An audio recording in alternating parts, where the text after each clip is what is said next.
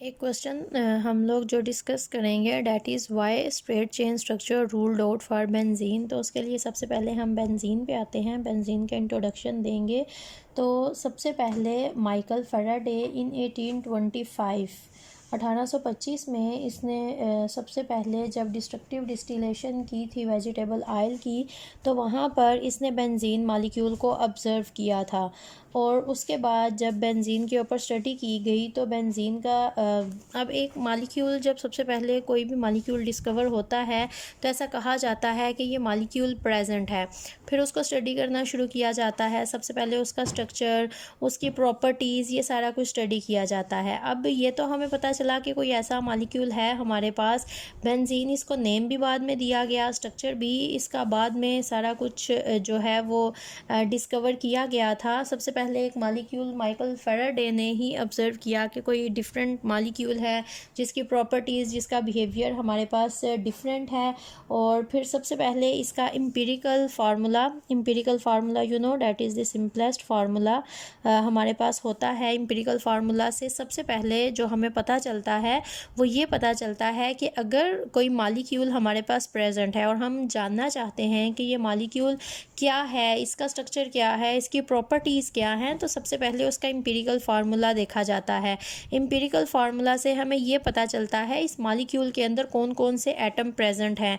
तो जब हमने बेंजीन, जिसको अब हम बेंजीन कहते हैं, स्टडी करना शुरू किया गया तो हमें पता चला कि इसके अंदर हमारे पास प्रेजेंट हैं कार्बन और हाइड्रोजन। सिर्फ दो एटम्स हैं जो कि हमारे पास प्रेजेंट हैं और वो हैं कार्बन और हाइड्रोजन। फिर उसके बाद क्या हुआ, सेकेंड चीज़ जो हमें पता चली वो हमें पता चला एम्पिरिकल फार्मूला मैस। और एम्पिरिकल फार्मूला मैस जो हमारे पास आया था वो हमारे पास जो था डैट वाज 78। अब अगर हम कार्बन और हाइड्रोजन की बात करते हैं, डैट इज़ 12 + 1 = 13। और अगर इसको हम 6 से मल्टीप्लाई करते हैं तो फिर हमारे पास आता है 78। तो तब ये कहा गया कि अगर इसका मॉलिक्यूलर फार्मूला हम लिखें तो वो हमारे पास ये 6 टाइम्स हैं, तो 6 टाइम्स ये और 6 टाइम्स ये, तो हमारे पास ये C6H6 होगा। तब ये बातें फाइनल हो गई कि मॉलिक्यूलर फार्मूला इसका C6H6 है। अब जो सबसे पहला क्वेश्चन हमारे पास आया वो क्वेश्चन ये था कि अगर ये C6H6 है तो हमारे पास इसका स्ट्रक्चर क्या होगा। अब अगर हम स्ट्रक्चर बनाते हैं तो यहाँ पर आप देख सकते हो 6 कार्बन हैं और 6 हाइड्रोजन हैं। तो आपने 3 फंक्शनल ग्रुप पढ़े हैं। अल्केन, जहाँ पर कार्बन और कार्बन में सिंगल बॉन्ड होता है। अल्कीन, जहाँ पर कार्बन और कार्बन में डबल बॉन्ड होता है। अल्काइन, जहाँ पर कार्बन और कार्बन में ट्रिपल बॉन्ड होता है। तो अगर आप अल्केन की बात करते हो तो अगर 2 कार्बन होते हैं तो 3 और 3 यहाँ पर 6 हाइड्रोजन लगे होते हैं। तो यहाँ तो 6 कार्बन के साथ 6 हाइड्रोजन है, तो ये वाला अल्केन किसी भी सूरत यहाँ पर नहीं आती। फिर हमारे पास ये जो अल्केन होती हैं इनको कहा जाता है saturated, they are fully saturated. यहाँ पर कार्बन कार्बन का सिंगल बॉन्ड होता है, फर्दर एडिशन नहीं हो सकता जिस भी चीज़ में, उसको सैचुरेटेड सोल्यूशन बनाए जाते हैं। वो सोल्यूशन सैचुरेटेड सोल्यूशन होते हैं जहाँ पर फर्दर उसके अंदर कोई भी सोल्यूट ऐड किया नहीं जा सकता। इन दोनों को कहा जाता है अनसैचुरेटेड, क्योंकि इसमें गुंजाइश होती है कि कार्बन के डबल और ट्रिपल बॉन्ड्स को तोड़ के फर्दर एटम यहाँ पर ऐड किए जाएं। जब आप आगे इनको फर्दर डिटेल में स्टडी करते जाओगे ऑर्गेनिक केमिस्ट्री को, तो ये सारी बातें बहुत आसान लगेंगी।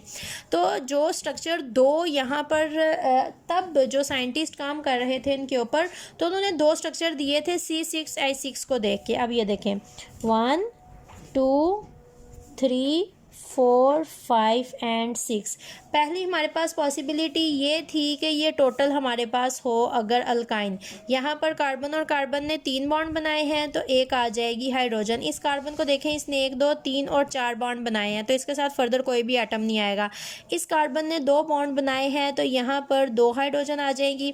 अब इस कार्बन ने 2 बॉन्ड बनाए हैं तो यहाँ पर 2 हाइड्रोजन आ जाएंगी। इस कार्बन को देखें, इसने 1 2 3 और 4 बॉन्ड बना लिए हैं और एक हाइड्रोजन आ जाएगी यहाँ पर। अब ये देखें 1 2 3 4 5 एंड 6, दिस इज C6H6। और अगर ये पहला स्ट्रक्चर था जो कि बेंजीन के बारे में दिया गया कि अगर बेंजीन C6H6 है तो ये स्ट्रक्चर उसका हो सकता है। एक और स्ट्रक्चर दिया गया 1 2 3 4 1 2 3 4 5 एंड 6। और ये जो हमारे पास पॉसिबिलिटी थी यहाँ पर ट्रिपल बॉन्ड हो, डबल बॉन्ड हो और डबल बॉन्ड हो। अब हाइड्रोजन लगाते हैं। अगर कार्बन ने यहाँ पर डबल बॉन्ड बना लिए हैं, दिस इज़ 2, इस कार्बन ने 1 2 और 3 बॉन्ड बनाए हैं, तो एक यहाँ पर आ जाएगी हाइड्रोजन, ओनली 1 हाइड्रोजन। क्लियर। अब इस कार्बन ने 1 2 3 4 बॉन्ड बना लिए, इस कार्बन ने 1 2 3 4 बॉन्ड बना लिए, इस कार्बन ने 1 2 3 बनाए, तो यहाँ पर एक आ जाएगी हाइड्रोजन। इसने बनाए 2 और यहाँ पर आ जाएंगी 2 हाइड्रोजन। अब ये देखें 2 3 4 5 एंड 6। अब ये जो 2 स्ट्रक्चर हैं ये दिए गए थे C6H6 के बारे में। बेंजीन के स्ट्रक्चर को सेटिस्फाई करने के लिए ये 2 स्ट्रक्चर दिए गए थे कि बेंजीन या तो ये है या फिर हमारे पास ये है बेंजीन।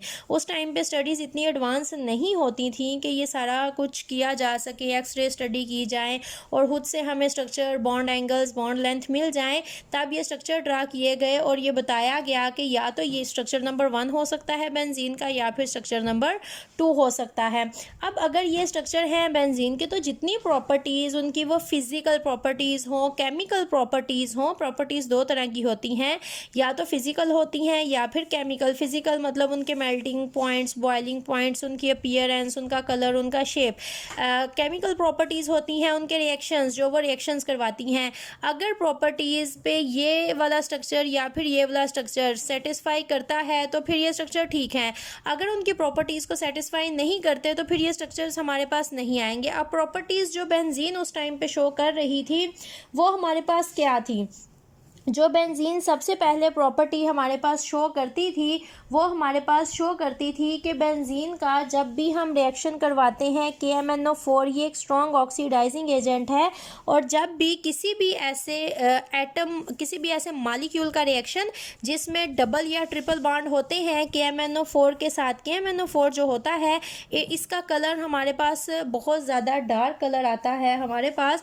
और जब हम इसका रिएक्शन किसी ऐसे सोल्यूशन के साथ करवाते हैं जिसमें डबल या ट्रिपल बॉन्ड होता है तो सॉल्यूशन हमारे पास हो जाता है कलरलेस।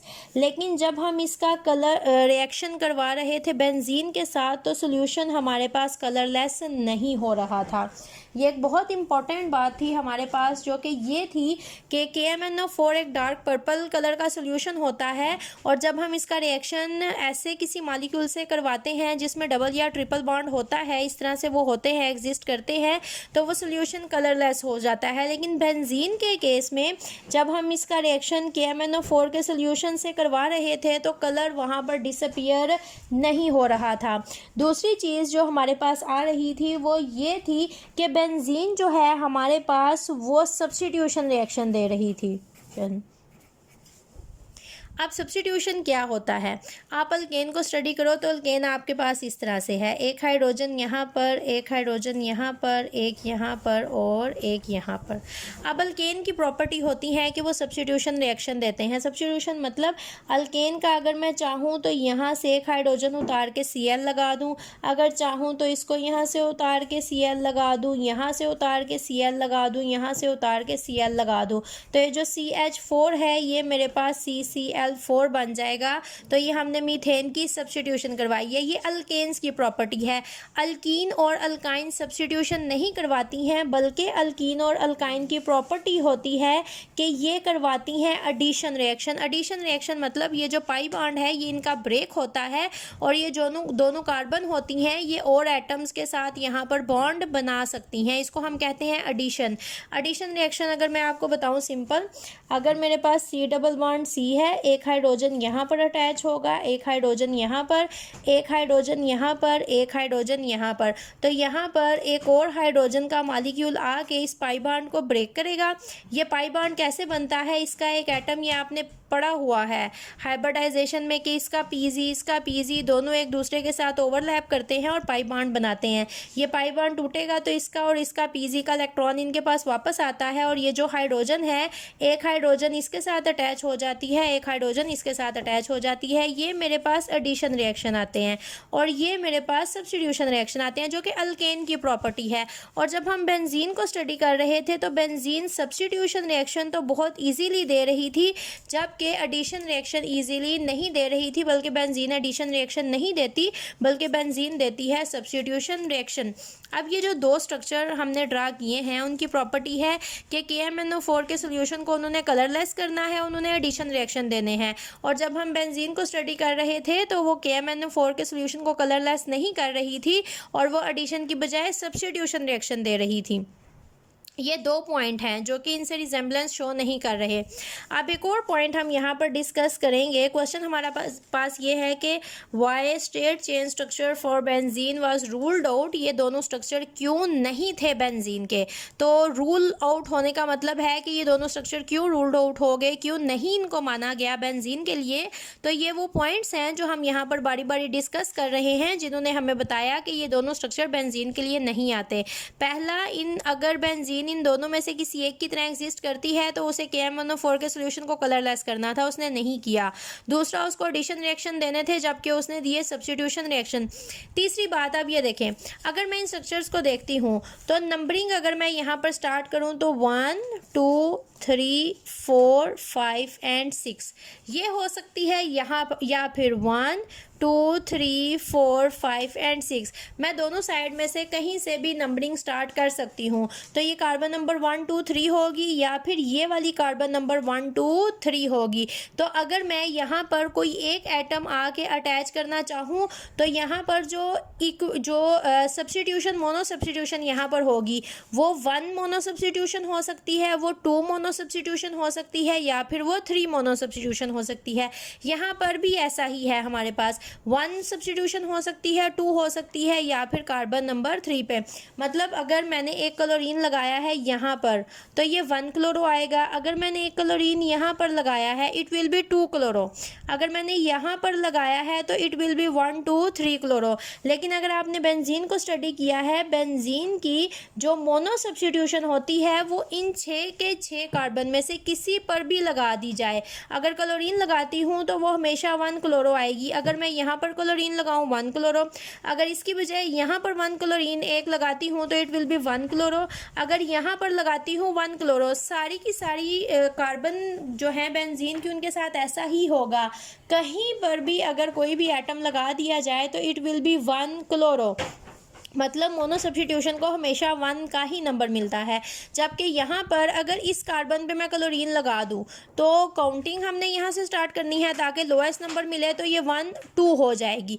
और अगर मैं यहाँ पर लगा देती हूँ तो 1 2 3 हो जाएगी। और ये भी एक पॉइंट है जो कंट्राडिक्शन कर रहा था कि बेंजीन में तो हमारे पास सब्स्टिट्यूशन मोनो में हमेशा 1 ही आता है, लेकिन इन दोनों स्ट्रक्चर में मोनो सब्स्टिट्यूशन हमारे पास नंबर 1 भी होती है, नंबर 2 भी होती है और नंबर 3 भी होती है। तो ये तीसरा पॉइंट था मोनो सब्स्टिट्यूशन। आप यहाँ पर पॉइंट दे सकते हो अपनी आसानी के लिए। जब आपने इसको याद करना है तो पॉइंट्स बना के याद करना आसान हो जाता है, तो आप मोनो सब्स्टिट्यूशन की हेडिंग दे सकते हो ताकि आपको याद रहे कि आपने मोनो सब्स्टिट्यूशन को डिस्कस करना it और फोर्थ पॉइंट हमारे पास ये आता है कि जो हमारे पास होते हैं फार्मूला मैसेज फॉर अल्कीन